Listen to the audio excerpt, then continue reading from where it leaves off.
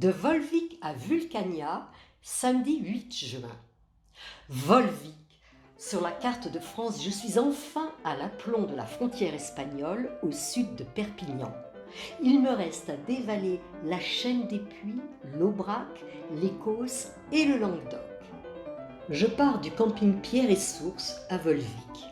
Daniel me suivra avec le petit bus et m'accompagnera lorsqu'il ne souffrira pas trop de sa hanche.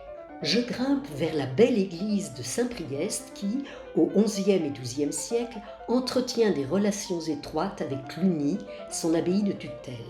Cluny qui se développera jusqu'à la Révolution sur tout le continent européen et qui, avec ses 1500 lieux clunisiens, rayonnera sur les plans spirituels et artistiques bien sûr, mais aussi social et économique.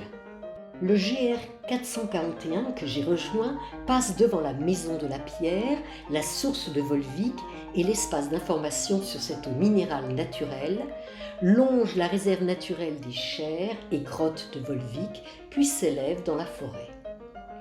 L'exploitation des carrières de trachyandésite du volcan de la Nugère remonte à 600 ans. Je lis que la coulée a créé en se refroidissant une mosaïque de blocs que le carrier doit désencastrer les uns des autres. L'extraction s'effectue maintenant à ciel ouvert et les carrières doivent être rebouchées en fin de chantier, mais les lieux restent marqués par d'anciennes crevasses recolonisées par la végétation qui donne au paysage un aspect lunaire étonnant. Je passe au pied de la Nugère, le premier d'une longue série, puis débouche au col de la Nugère, où Daniel m'attend sur la D943 qui relie Volvic à Pont-Gibaud. Petite contorsion dans le déroulé du trajet. Comme le temps se détériore demain, nous profitons de cet après-midi ensoleillé pour grimper au Puy de Dôme, plus au sud, laissant la section col de la Nugère Vulcania pour demain matin. Mais je rétablis ici l'ordre du déroulement naturel. À travers une belle forêt de hêtres, puis une sapinière, je grimpe sur le puits de Jume avec Daniel, puis seul sur le puits de la Coquille. Ces deux cônes de type strombolien, qui culminent vers 1160 mètres, sont formés de scories basaltiques caractérisées par une lave assez fluide qui filtre l'eau jusqu'à une nappe phréatique.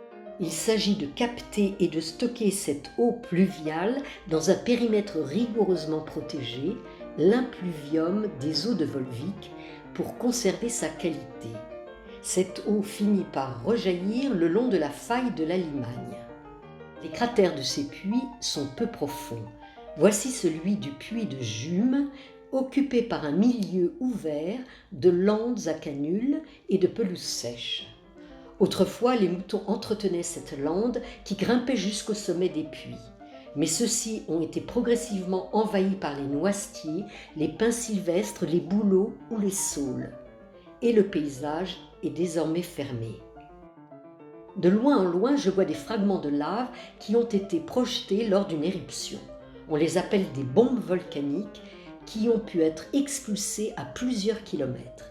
Je lis qu'elles prennent leur forme pendant leur envol et en se refroidissant avant de toucher le sol.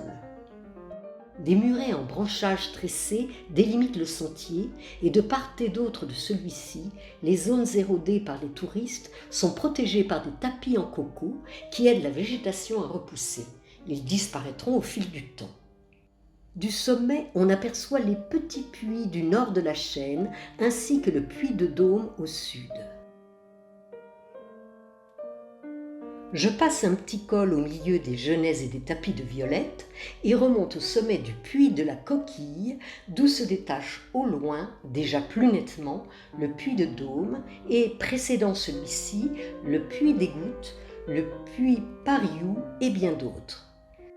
Mais plus près de moi, voici le puits Chopine, vers lequel je m'achemine à travers une belle forêt diversifiée de hêtres, de conifères, de noisetiers et de saules.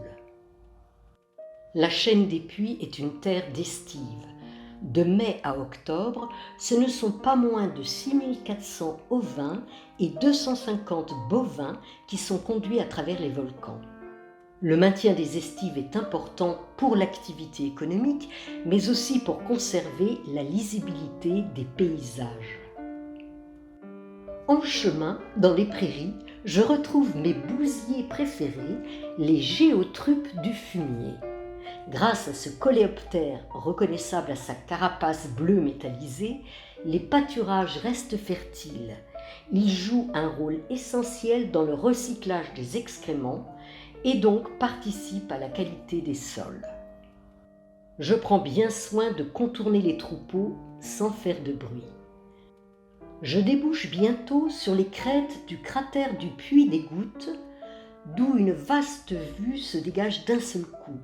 Le site de Vulcania à mes pieds, construit à côté d'une ancienne carrière qui malheureusement enlaidit le paysage, le puits de Caume parfaitement dessiné et dont les pentes sont recouvertes de boisements alignés, et enfin le puits de Dôme, reconnaissable entre tous. J'atteins la jonction du GR 441 avec le GR 4. Ce GR 4 relie l'Atlantique à la Provence, de Royan à Grasse. Je dévale maintenant la crête, puis les pentes du volcan jusqu'à la départementale 941 où, après un dernier coup d'œil sur le puits des Gouttes, je retrouve Daniel.